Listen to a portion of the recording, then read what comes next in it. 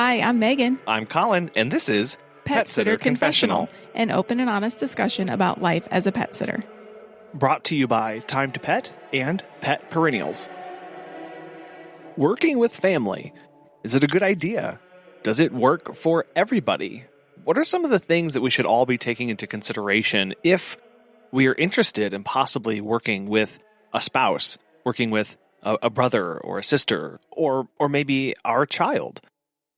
Today, Dominic Hodgson joins us to discuss what it's been like working with his son and his wife, and gives us some wonderful pointers to make it work, to preserve those relationships, and to get the most out of it. So let's get started. Thanks for having me back on the show again, Colin. I really appreciate it. It's always a pleasure to speak to you. My name is Dom Hodgson, just to confirm that. Colin wasn't telling lies. I am the Pet Biz Wiz. Over the last 10 years, I have had dog walking, dog training, an online store. I've run events. But for the last 5-6 years, I've primarily been coaching and consulting with other pet business owners, helping them to create profitable, impactful pet businesses in their community to help them and their families and the dog owners in their town. And yeah, I'm known as the Pet Biz Wiz. And there's basically anybody, trainers, groomers, walkers, pet sitters. If you have a service in the pet industry and you are working too many hours and not earning enough money, then I'm the guy to help you. Absolutely. And when we last had you on back in October, again, that topic was kind of road to recovery and life after COVID. So how have things been for you in your business since then? For me, very good. I have to say, for myself, on a personal level, as regards the coaching and consultant side of the business, we had our best year ever.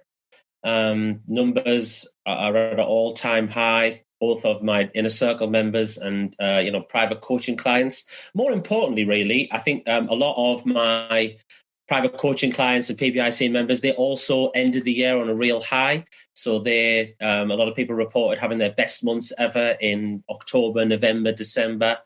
And yeah, it was a rough old year for sure. But, those who stick to the tried and tested marketing principles that I talked about last time, and that no doubt we'll touch upon this time, these guys, they bounced back really, really well. Obviously it hasn't all been great. So my bricks and mortar home, my local dog adventure and home boarding business, that's still performing a bit under par compared to usual. But that's to be expected, for at least the next quarter, whilst the vaccine gets rolled out and we move in and out of lockdowns. We have different tiers over here in the UK. So, it's going to be a tough start to the year, but to be honest with you, the local side of the business, that's only about 20% of my business anyway now. So it's kind of a less important cog in the machine, if you like. But yeah, it was a good end to a really difficult year. Yeah, I think many people saw similar, where the middle of the year was kind of the deepest, darkest hour, and then there was a little bit of light towards the end there. So what kept you going through those tough times? What keeps you buoyed in hard times? I think for me personally, and this was the message that I put out to my guys. I mean, I think the darkest time for me came really like initially, so maybe it's in the first 2 or 3 weeks of the initial lockdown in March 2020.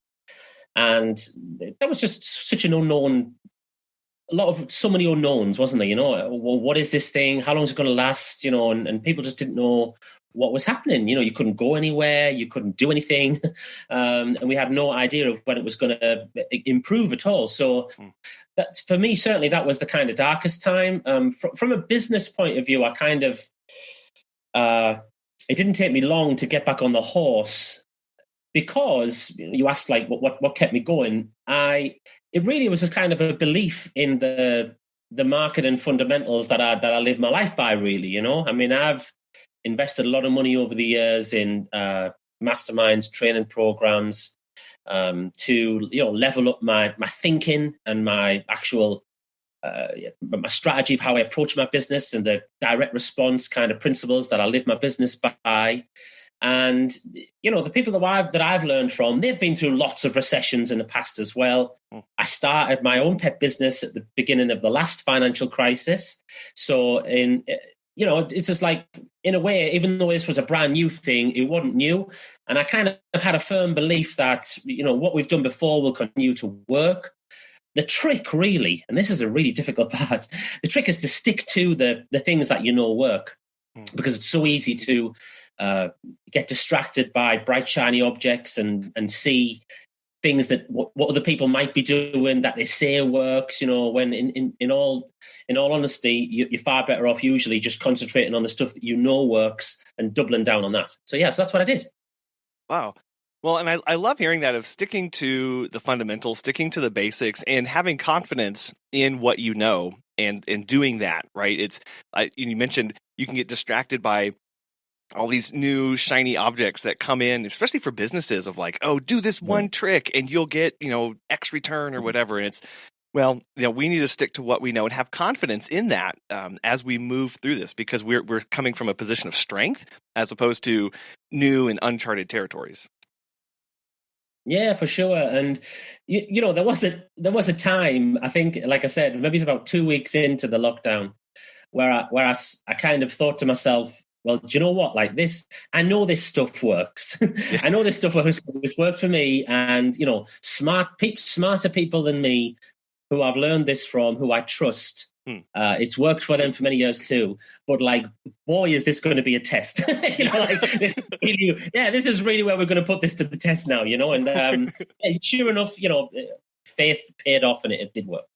Well, we have you on today to talk about working with family, and you have a lot of experience with this. So I know you've worked with your son in the past. So tell us about how that came about, and whose idea was it to bring him on and get started working together? Yeah, cool. So he actually wasn't I suppose you know what it's like. Your family members, they get roped into all kinds of things, don't they? Whether they want to or not, and it doesn't matter how old or how young they are. There's always a job, with the kids, surely. Oh, yeah. There's always a job for someone to do, isn't there? Yeah, absolutely. I'm sure they'll always have memories of never not working with pets or in the business or around the home. Yes. So my first family member who really helped me out was my dad. When I started to get full back in kind of 2012, and I had too many dogs out really for one person. So my dad used to come and help me out, and then it was getting to the case where I needed him to come out more often than maybe he wanted to. Wow. and it's so cool having free stuff for a while, but eventually you need a plan to do something more proper. And so I took on a staff member then. She stayed with me for about 2 years. And then when she left, it was kind of serendipity, really. Happy coincidence that my son, Alex, he was at college doing a sports science qualification, which he wasn't really enjoying. And he just fancied a change. I needed somebody. So I said, hey, why don't you give this a go for a while, and, you get on with the dogs, you fresh air, all of the benefits, and all the clients anyway. And so that was kind of how it happened. Like many, as I've discovered, as probably you have on the various interviews that you've done, a lot of things happen by happenstance, don't they? And we fall into business partnerships or staff members and, new business opportunities and stuff. They just, if your eyes are open, they just kind of happen, don't they? They do. And part of that challenge is having your eyes open to recognize those opportunities and take advantage of them, and to have it, come across where your son's sitting there going, well, I don't like what I'm doing. And you're going, well, I need help. That can be an easy opportunity to miss if you're not open to coming and working together. So what kind of challenges did you face working together over the years? Well, the kind of the usual father-son challenges, really. What I did was, because Alex wasn't my first staff member, and when I'd taken on my previous staff member, I'd made a real point of teaching her like the about the values of the business and, the things that we must do, the red lines that can't be crossed, and, what was important, what wasn't that important. So I had all that figured out. I had a bit of a template to work to with my own son. And yeah, I think, he actually responded quite well to it. And I think he found it easier for me to... I'm not saying it wasn't difficult at times, because obviously I'm still his dad and he's still my son. But, we're talking about people's pride and joy, their pets, and I think having that whole safety first principle that I kind of run the business by, that was something that I had to get across to him, So whether he was my son or whether he wasn't my son, there's certain things that have to be done a certain way. And if he couldn't do them, then, he wasn't going to be able to stick around. I'm sure that's kind of hard for some people to hear of, I actually really do have to treat my family member as an employee, right? I have to take them through the same training, through the same courses, hold them to the same standards for my business, because I don't want my services to suffer. I don't want my clients to get a less optimal experience just because I'm showing preference to this employee because they happen to be, related to me. Yeah, for sure. And, you have to think a bit more, medium to long game with it. The standards that you've set, they have to be met. Otherwise, eventually the business isn't going to be there. You are where you are because of the marketing that you've done and the reputation that you've built. And right. It won't be very long for that to disappear, if standards aren't being met, and your clients aren't going to forgive you for very long if they aren't getting what they paid for or what you promised them, and they aren't going to accept, well, it's his son that's doing it, therefore everything's okay, or his daughter or whoever it is that, right. that you've got working for you. So that was how it went, really, and it's. I'll be honest with you, the clients took to it very, very well. I think the clients were reassured by the fact that it was my son. Even though I'd had a staff member before who I wasn't related to in any way. And so that made it, they got on board with that very, very quickly. And yeah, it was about gradually increasing the sort of responsibility to Alex, really. We built the numbers of the business back up again. Obviously, there was a period of time where you basically having to shepherd him through all of the processes of the business so that he knows all the systems and how everything works and how everything needs to be done. And then gradually just handing over more and more responsibility, giving him more trust as it's been earned, so that he's able to go and do the job on his own. That was, not a lot different to how you would do it with any other kind of staff member, really. Sure, and I think that what you just said there is really key there. Not much different than it would be for any other staff member. You're holding them to the same standards. You're going through the same processes. You're slowly giving over responsibilities as they show they are capable of handling them. And some people may be listening to this going, there's no way I could work with a family member because we don't have a good relationship right now. So what was your relationship like before he came on the business, and how did that impact your relationship throughout your time working together? Yeah, we've always had a good relationship. I have another son as well who's 8 years younger, and we do have slightly different relationships. I think Beth has commented that Alex and I are too alike sometimes, so there has been some friction there. I know how that is. But like overall, like I'm reverting back to what we said before, it's treated like a business, and it's saying, hey, look, this is what needs doing every day. This is the way that it needs to be done. This is the way that it needs to be done so that we do a good job, so the clients are happy, so the dogs are safe, and so that we end the day and we've improved the lives of the clients and the clients' dogs, and they're keen to come back tomorrow. And then we've got a sustainable business then, right? And anything that doesn't chime with that, it's like, well, that needs to be addressed, doesn't it? Because ultimately, and I guess when it's a family business, you kind of I'm not sure whether it's a good thing or not really for everybody, but you do inevitably play on the sort of family business card, and like, hey, this is not just whatever it is, X amount of pounds that you're getting every week. This is something that it contributes to the whole welfare of the family kind of thing. So in that way, I guess it does bring some added pressures for the staff member that you're bringing in, from the family. So I've just kind of been thinking about that now. I'm just thinking about that out loud as we're talking about it. Yeah, I know. We market our business as a family business as well.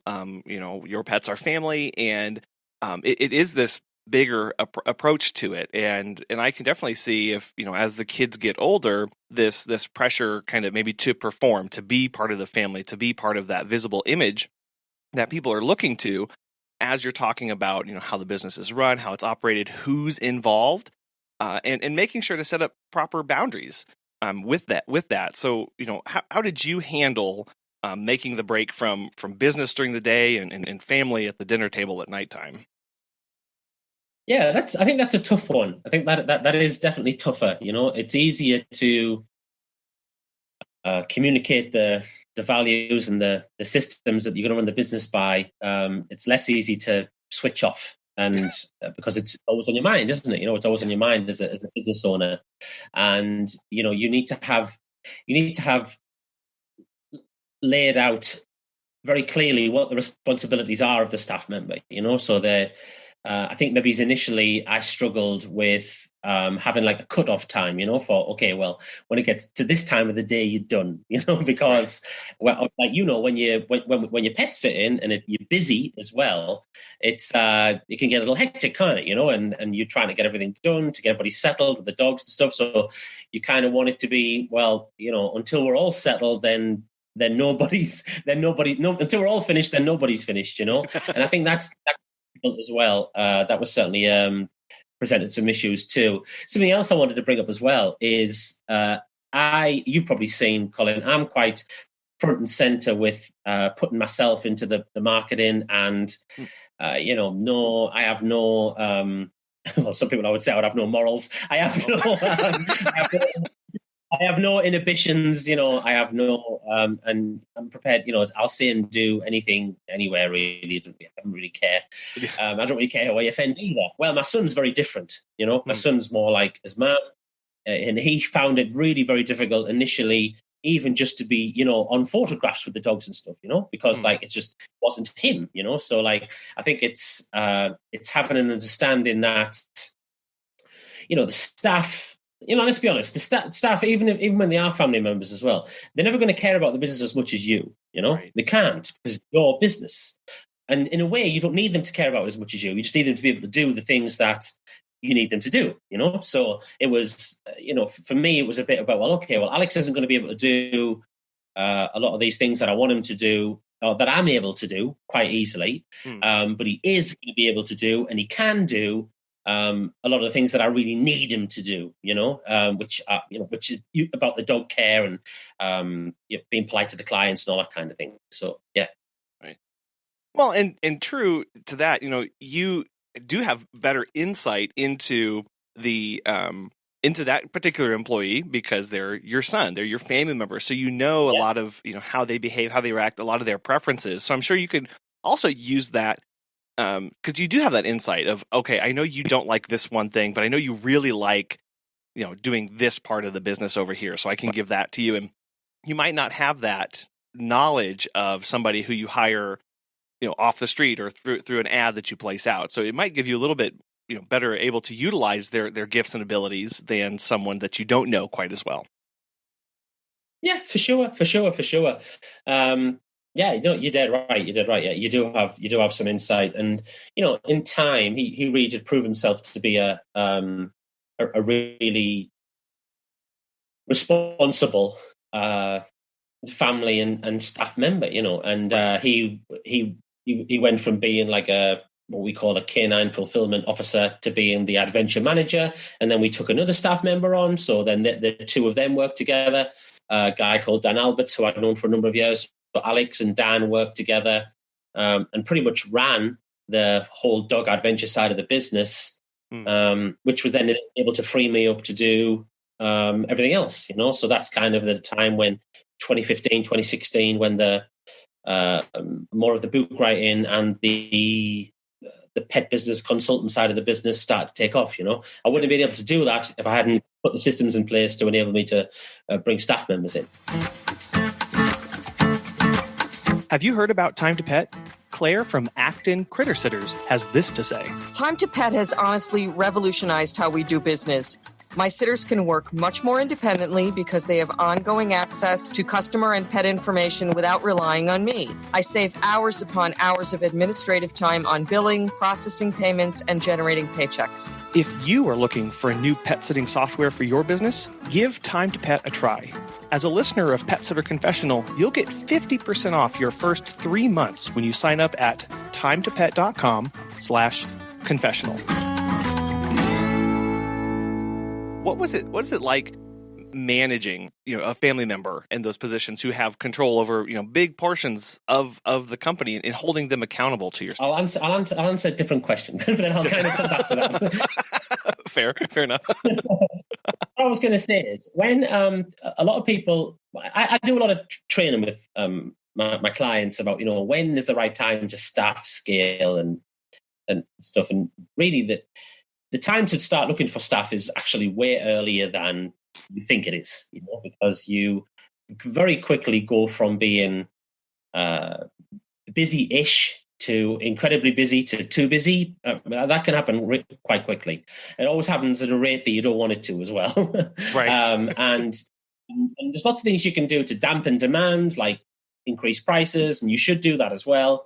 But really, you should be thinking if staffing is something that you want to do, if it's something that because there's nothing silly, you have to do that. But obviously, like you said, if you want to grow in different directions, if it depends on what your income goals are, really, because you're gonna have to be able to scale the business somehow, or sell more stuff to more people, or sell at a higher price, or whatever. You got to do something like that if you want to make more money. So you want to think about staffing earlier than you maybe want to.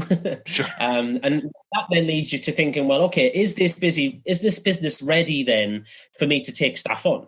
Do I have systems? Do I have proper systems in place?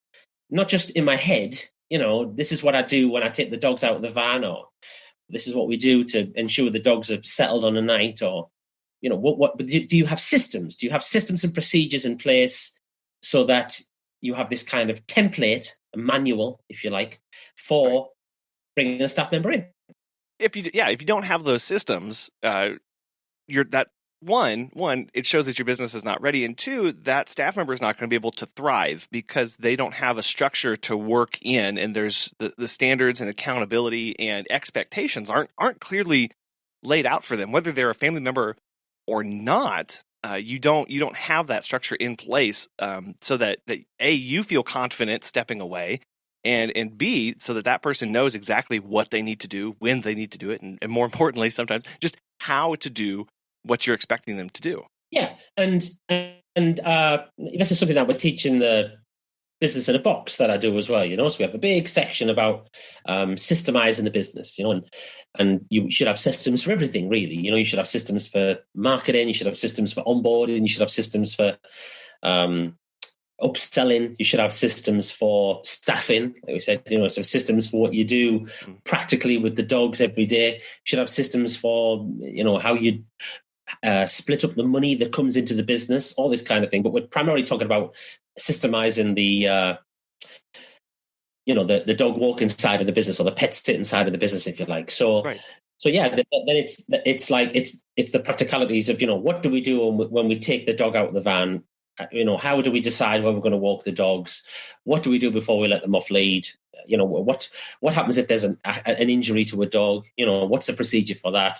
And then everything, from what's the procedure from dropping the dog off at home? How do we make sure that he's settled? What do we do after that? What do we need to contact and let the client know about? And so on and so on. You just build up a systems and procedures manual, if you like, that, like you said, is provides structure and gives confidence and allows the staff member to thrive. And it makes it really easy for you to, keep check on what they're doing as well, because the last thing you want, it happens, there's a lot of good staff members out there, but sometimes you have to go through a few bad ones to get to the good ones. Right. And the easiest way to weed out these people is to get them to follow some instructions, and if they can't follow really simple instructions, then, they're certainly not going to be able to follow more difficult ones. Right.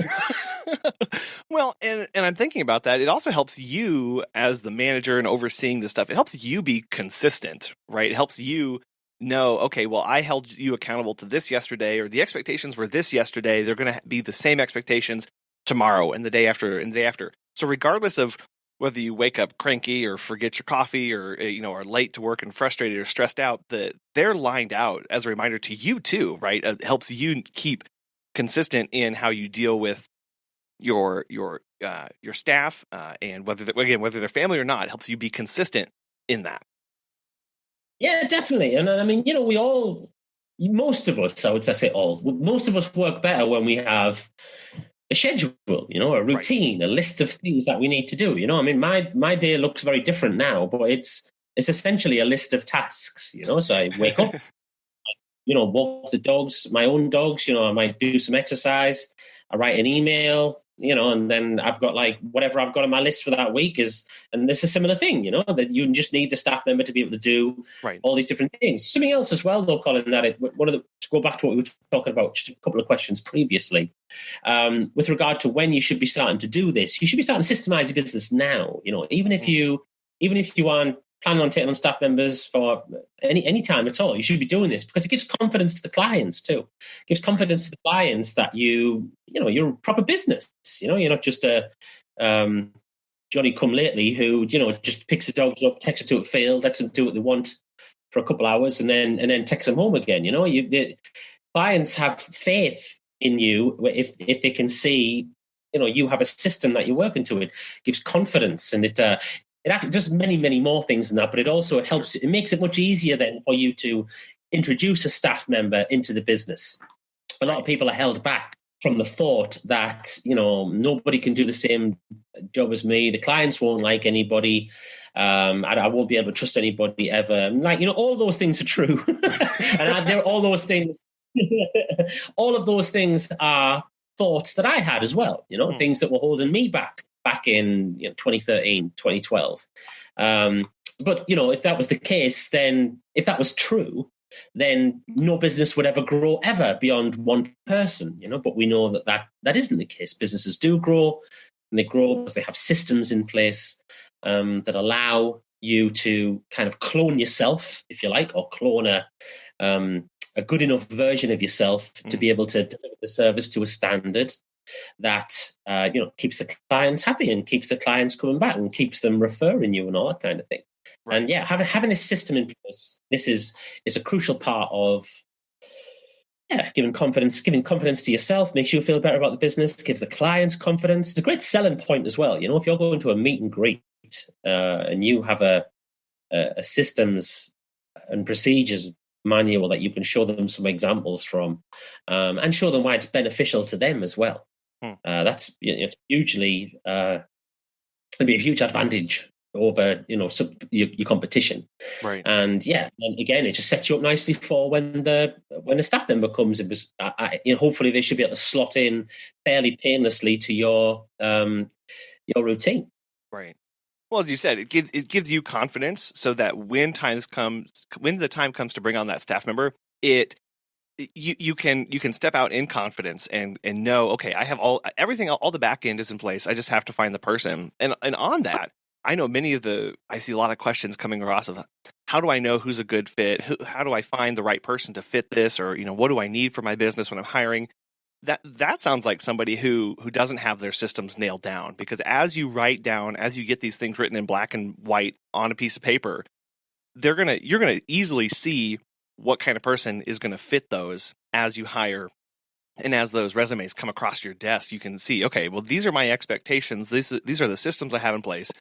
Will this person fit in there? Will this person fit in there? And you can work through that a little bit better and faster too, because again, you already have those before you're needing to hire. For sure. Yeah. You nailed it. Yeah, you nailed it. Yes, I'll give myself a gold star for that. Don't worry. Okay. Now, we were talking a little bit earlier, and Alex transitioned out of the business, and your wife came on the business full time. So that sounds like a really big transition in your family business. Tell us a little bit about that time. Yeah. So it actually happened the other way around, where Beth joined the business in February. This was so actually as a bit of a sort of wider point really to make to people listening, especially more maybe an experienced pet business owners. Yeah, like this is just like what happens, like this is what happens in business. Yeah, if you don't like change, if you don't like new things happening. If you don't like adapting, then get a job, because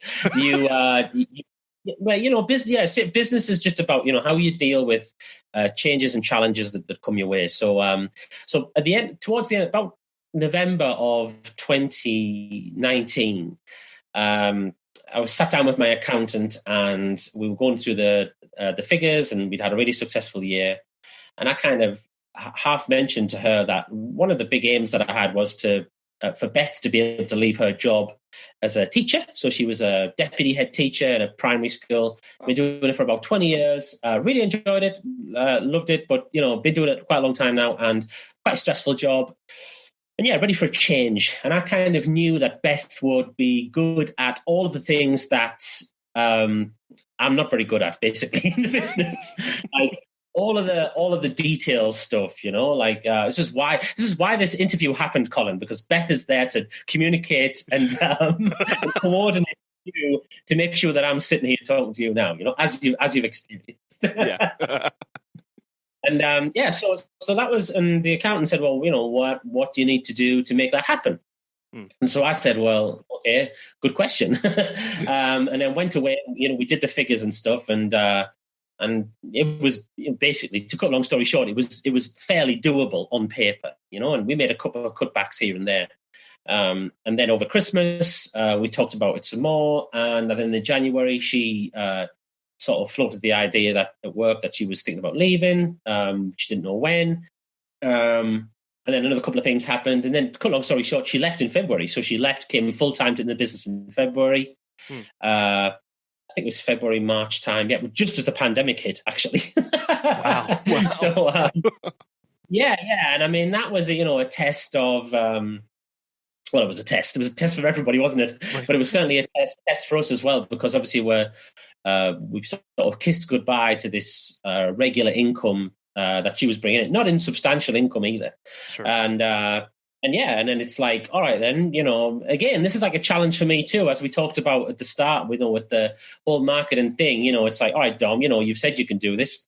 You put your money where your mouth is now. You need to, pandemic or no pandemic, we need to carry on with your business growth plans as you had envisaged at the start of the year. To make this move as hopefully seamless as possible, of Beth coming into the business. A big part of it, and you'll be able to identify with this. So one of the big, just before the pandemic hit, obviously, but one of the things that I'd said to Beth was, I said, well, my plans that I have for the business, I think will be fine, money-wise will be fine. And I said, and anyway, like over the summer, we're always really busy anyway over the summer with Borders. It always brings in like a really nice little bonus boost of cash that will smooth over anything else. Right. How wrong is that? Yeah. Don't worry. There's nothing that can throw off this plan. Everything will be fine. Uh-oh. Well, yeah, but this is what I'm talking about. These things happen. So, and you give yourself a gold star. I give myself a gold star last year for being able to ride that out. And continue to grow the business, and it sort of boosted my confidence massively. And everything that I thought would happen happened with regards to Beth being able to free me up to do all of the things that I'm really good at, like writing, marketing, coaching, and she basically does everything else, So obviously we have the newsletter that we put together once a month, and all of the coaching materials and things like that. She handles all that now. I do the content. She puts it all together. She schedules everything, appointments, all this kind of thing. It's all done. Onboarding of clients and coaching clients, all this kind of thing. All that is done now through the systems, again, that we built up. They're doing exactly the same things what we talked about with the dog walking. It's exactly the same thing. Beth has a book that she's put together, so the system for everything now, and so, it has been without its bumps along the way, but right. That was kind of first part of it with Beth coming on board. Wow. Well, and I love hearing that you're each able to dig into your own strengths and fill in for each other's weaknesses, right? Like I definitely see that with Megan and I. She is like Beth, like way much more on the details and the scheduling and the structure and the very fine minutia from day to day. And that I don't know. Sometimes I'm like, I don't know what I would do if I didn't have her help in getting things scheduled or being able to sit down and plan something out, because it does free me up to do things that I'm interested in. And Megan loves doing that kind of planning. Like that really fulfills her in our business. Like that she loves doing those kind of things. So it's really nice when both people are able to be sitting in a position of strength because they're both interested in it and really good at it, and it helps the business just thrive that much more. Yeah, for sure, and there's been so we work, we each have our own office, in the house, so we were able to work kind of fairly independently, and then when it comes to knocking off time, whenever that is, we just go back to being kind of husband and wife, and right. I have to say, 8 months, 8, 9, 10 months down the line, coming up to a year now, probably by the time this goes out, it's been one of the best. It's one of the best things that I've ever done. Yeah. Somebody's listening to this, maybe they have thought about reaching out to a family member or a spouse to bring them on into the business and get them involved. From your experiences and what you've seen work in other businesses, what kind of advice would you give to someone interested in family businesses? I think there has to be some kind of passion for the thing that you do as well, so and like an understanding as well, because I have lots of family members that I would happily have a beer with, and I do, and well, when I'm allowed, when socially distancing rules don't prevent it from happening, but I wouldn't necessarily trust them to drop a dog off, at someone's house, or or even trust them to, pick a poop up, you know what I mean, that a dog's done, you know what I mean? So like, you need them to care. If someone's a competent person, Colin, this is where, reading resumes and contacting previous employers, all that kind of thing. This is really important because you want somebody competent who, they don't have to be as super passionate about the business and dogs as you are, but as long as they're competent, they're reasonably passionate about it, then, and they don't mind getting their hands dirty, then, right. You got a good chance, and then it's about teaching them the systems, so hey, I know you're passionate, but can you be passionate and do it my way? Because if not, this ain't going to work out, right. Then I like to have a period of time where, like a trial period where, I'm working with someone and, they basically, a bit like what we would do the same thing with a dog, really. When a dog comes into the business, a dog gets taken on as a client. The dog has a trial period. He has certain things that he has to pass before he becomes a fully fledged client. As staff members, the same, and they have to be able to do certain things a certain way for a period of time, before they move on to the next stage kind of thing, whether that's just being provisionally a staff member or having a slightly reduced, wage until they might get some kind of bonus after so many months. But yeah, it's like, you can't just take somebody on. It doesn't matter whether they're a family member or not, and just think, right, that's it. Everything's going to be okay now, because, because that's like, you'll only make that mistake once, right. Like you really want to, and I mean, this would be true in any organization. Wouldn't matter whether you ran, a post office or a call center or whatever, but like, we're dealing with people's pets here, and you want to. I always said to my guys, I could forgive you for I could forgive you for crashing the van or even getting bitten off a dog or something like that. But I could never forgive you for being nasty to a dog or being rude to a client. You know what I mean? Like these are like red lines. Like.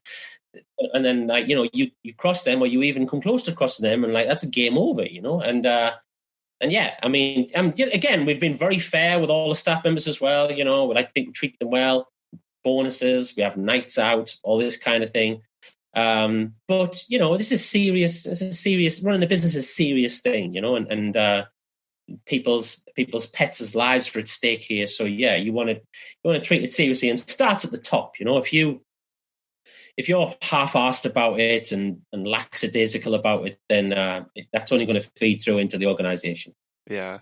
Yeah, what I hear there is if you're looking at a family member, or you're in talks with a family member of bringing them into the business and getting them involved, treat them as an employee. As we mentioned earlier, hold them to those same standards. Hold them accountable because it's your business at stake. It's clients' lives at stake, and you don't want that level of care to be any different just because they're your family member. So take that seriously and make sure that they're on the same page too, that they really understand, hey, I'm bringing you on, Kathy, because, I see you're interested in this, but even though you're my cousin or you're my aunt, you're going to go on this provisionary period because that's how my business works. That's everything that goes into this business. So keeping those expectations really in the forefront too, so that they understand what they're getting into. Yeah, absolutely. And then you've got no.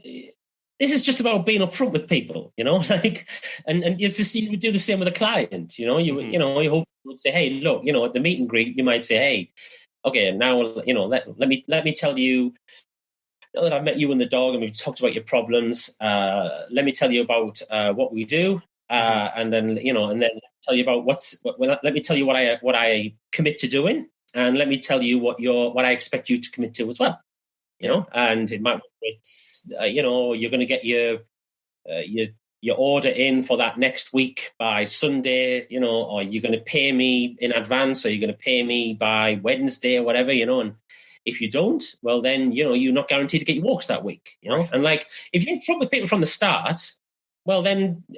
They can either say, well, that's no good for me, in which case you say, no problem, bye-bye, But, it's when you don't lay out what you expect, and then you just, you come at it afterwards in a kind of half-assed way, well, that's when you start getting problems, and you see, if you really do want to be the one with your staff and with your clients who lays out those kind of rules, because people just, generally people just fall into line, people just say, hey, okay, that's how it is, that's how it is in your business, he likes to be paid by, 4:00 on a Sunday, you know what I mean? I know if I don't get it paid by then he ain't going to walk my dogs the week after, right. People know that, then, and then, this is not to say that it's like a military camp here, Colin, because we bend over backwards for a lot of our long-term clients, as I'm sure you do as well. And, we break the rules occasionally, we have rules for contacting us and stuff. But if someone has an emergency, then obviously we'll be there to help them out. Same as we would with a staff member, Right. But it's you gotta have some rules and I think that would be a good takeaway even for people from this podcast would be to say, am I running my business that way right now? Regardless of whether I want staff or whether I have systems in place properly in a procedures manual yet, am I communicating what the values of the business are, because that's really important. Right. Again, and as you said, it starts at the top. It starts with you and the leadership and the directives and how you operate, because family or not, they're going to look to you and see, okay, is this okay for them? Is this how they operate? Can I get away with this because that's what they do? And really just set that example. And as you said, lead from the top. I love that. Yeah. Not easy to do all the time, but necessary. No. No. Pet Perennials makes it easy as 1, 2, 3 to send a heartfelt condolence gift directly to someone with a broken heart. They have this awesome direct-to-client gift service that takes the effort off of us and ensures a thoughtful, personalized sympathy gift reaches our client or our employees. All gift packages include a handwritten card, colorful gift wrap, and shipping fees across the U.S. and Canada. Now, they just launched a brand new offering of an array of milestone gifts and greeting cards that can be sent to celebrate special moments people share with their pets. If you're interested, register for a free account to receive discounted package pricing rather than paying consumer prices. Since the service is leveraged on an as-need basis, there is no monthly or annual obligation or minimum purchase. Learn more by going to petperennials.com/pages/GPS and enter the code PSC at registration. You'll then be given a unique coupon code to save $2 off any package that you send within your first 90 days.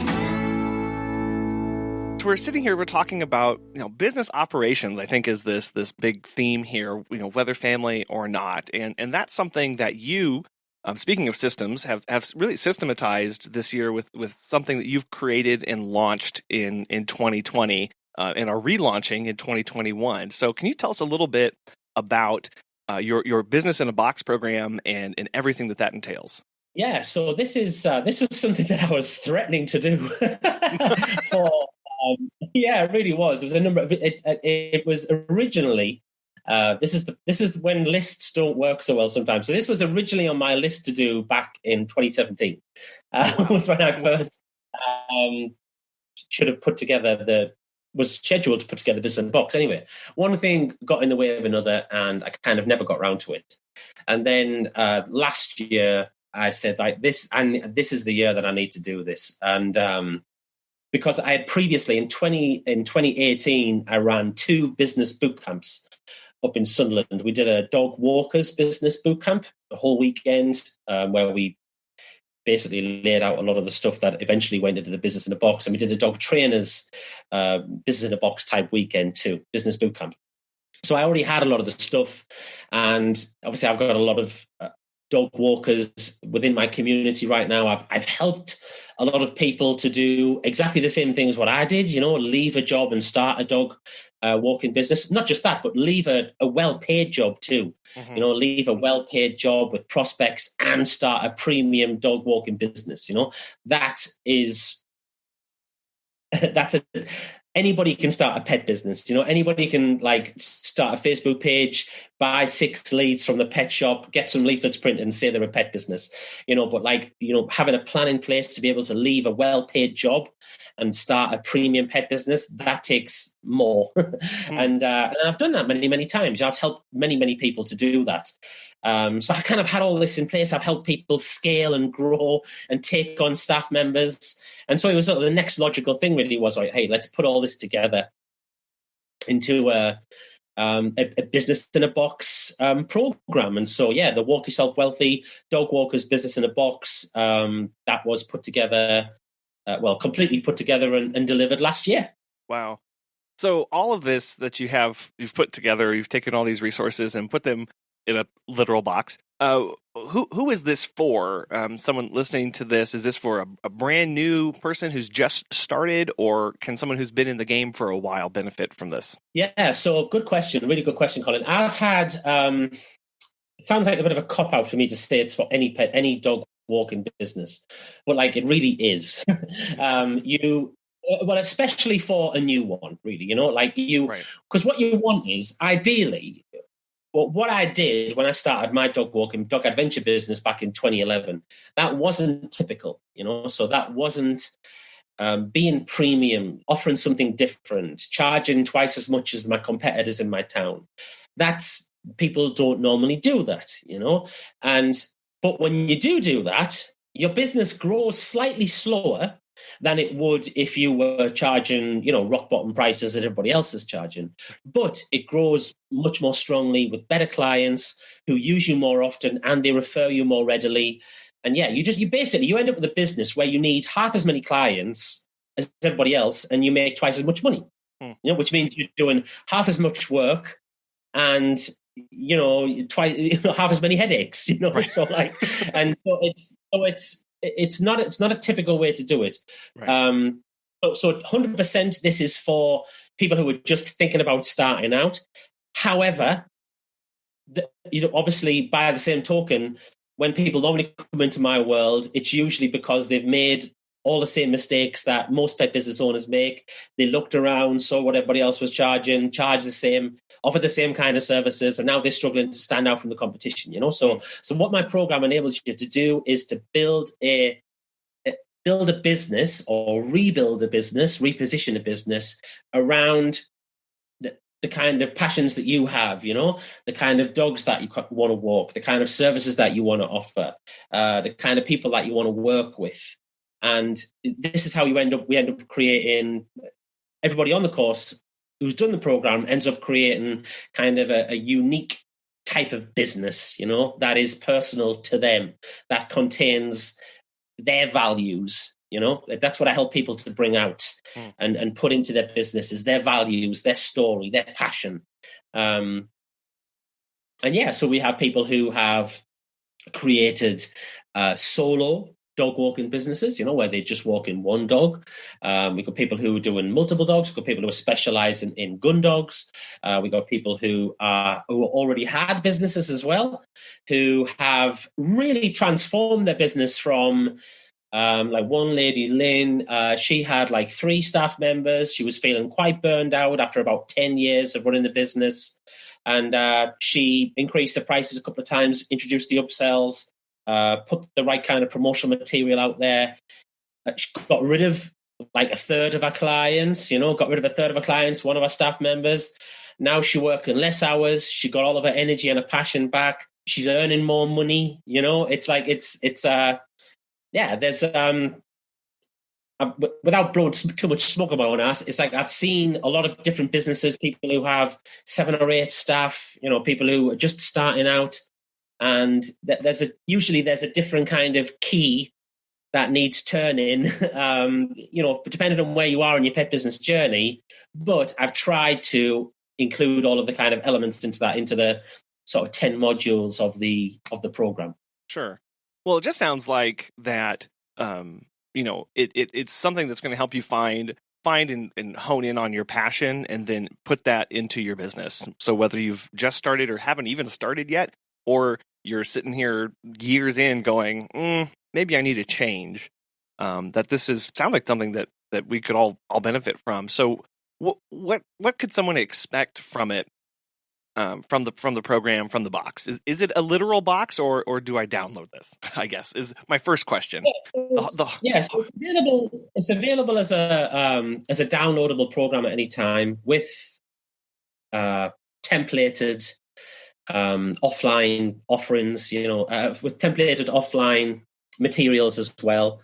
So we cover everything, from what to put into a price increase letter, to what should a newsletter look like, how should you lay out a leaflet, what should a service menu look like, what kind of upsells should you have, what should you take to a meet and greet, so we have people have the pack that everything is templated, so you can literally like fill in the blanks. That's as well as the 10 modules of the course. So what I do is I have the course there all of the time, the box, I should say, that's there all of the time for people to just get as like a self-study.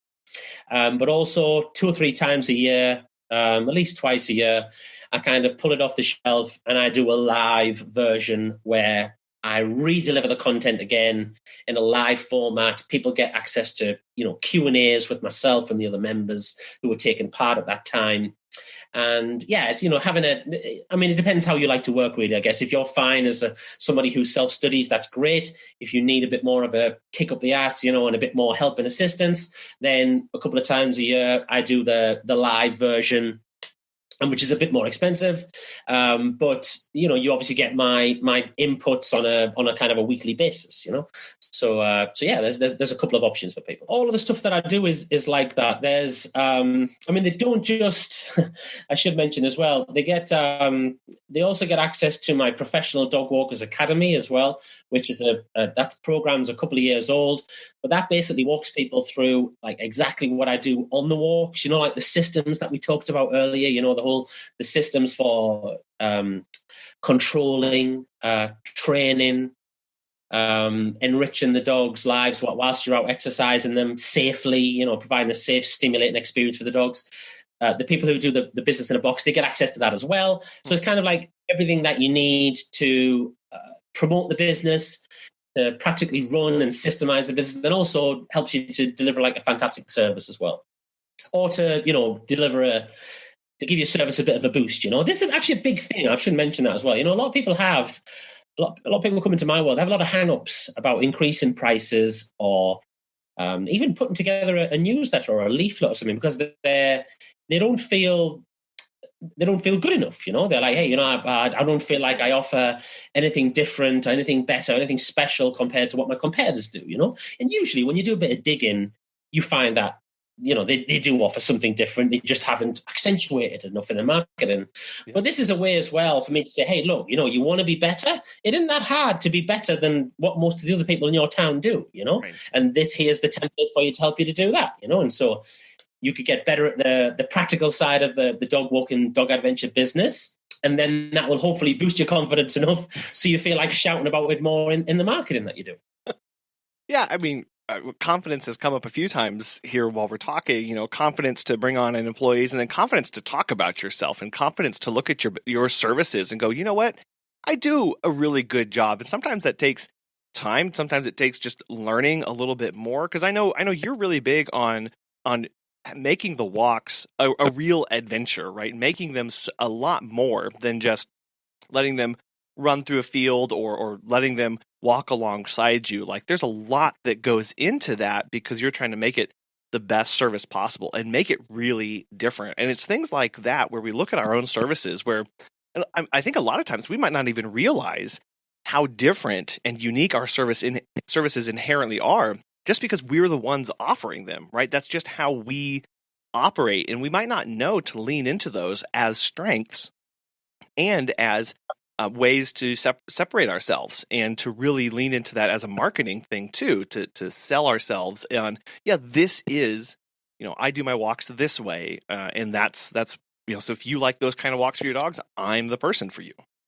Yeah, exactly. Yeah. You're just about digging that out, and it's probably why I would recommend the live version really of the program. Although with the sort of off-the-shelf version, you do get access to previous Q&As and stuff that we've done in there. But the confidence is key, like you said, and if you it's about being able to say, this is what I do, and this is how it's beneficial for you. This is what I do, this is why it's different, and this is why it is beneficial for you.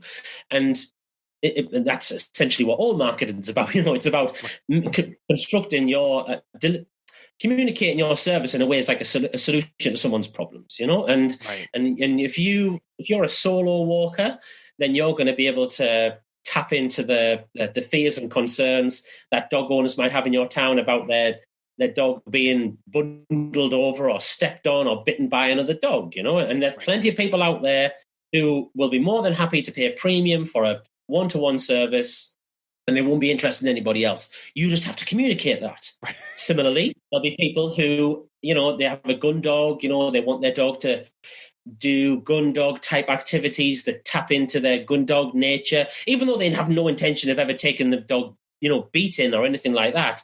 They want to provide something that gives the dog what he inherently needs. Well, you just need to communicate that with your marketing, and so on and so on and so on. And so that this is how this actually makes it really easier to grow your business, because we're drifting back into kind of niche, aren't we, that we talked about in the last podcast. But when you have a clear marketing message, it sings out, and it rises above the general noise that all of the competition are making, who are all talking about the same kinds of thing. Your message sings out to the people in your town who you really wanted to resonate with, and then you couple that with an effective medium for communicating that message, which is something else I go into in a business in a box as well, so not just relying on social media, doing some effective paper and ink marketing, partnering up with other pet businesses in your town who can help you to get the word out there. And this, once you have all these wheels turning, you get some real momentum, and And yeah, this is part behind my success that I've had with my own business and with the other people I've helped as well. Right. Positioning yourself as, this is, my services are a solution to your problem. And, I think, you even have a section on your own website that says, tell me about what problem you're having. And it's after the clients read through your services you offer and everything like that, they're able to see exactly how you are going to solve that problem for them. And as you mentioned, it takes some time to think about that and really put that into some context and write a good copy for your website and get some marketing terms around that. But once you find your strengths, that's where that confidence comes from, because you are solving people's problems and your clients are exactly the ones that you need to be serving. And as you said, that is about niching down, and that is about honing in on where your skill sets are and where you want to be in your market. Yeah, you did right. And you that sort of process that you laid out there, it's when we say it out loud, it doesn't sound that difficult, but actually doing it is, and that's kind of where the box comes in, because everything it's laid out for you that, okay, right, where do we start? So how do we find out what people's problems are? Well, we need to do this first, and then we need to take that information, then we put it here, and then it's like, so that one thing kind of leads on to the next. And then we deal with lots of things in there as well, like, money mindset and upsells. So, and what do we do once we get a client? How do we onboard them? All these kinds of things. And it's, it's fantastic for me to get feedback from the guys who have, like, when they go through the program, because naturally some of, they're a bit skeptical, even when they've signed up, to the program, they might be a bit like, oh, I don't know if this is going to work for me. But then, when you're getting feedback from people sending emails saying, hey, I did this and this happened. And I can't believe, I didn't think this was going to happen, but lo and behold, Dom was right. And it's working, and it doesn't happen straight away, but it's just having that process to follow. Right. Well, Dom, as usual, I've really enjoyed talking with you today. I've enjoyed talking about some of the ins and outs of running a family business and having confidence in ourselves enough to market ourselves and talk about our services to our clients, and then learning about your dog walking business in a box and all the exciting things that you have going on.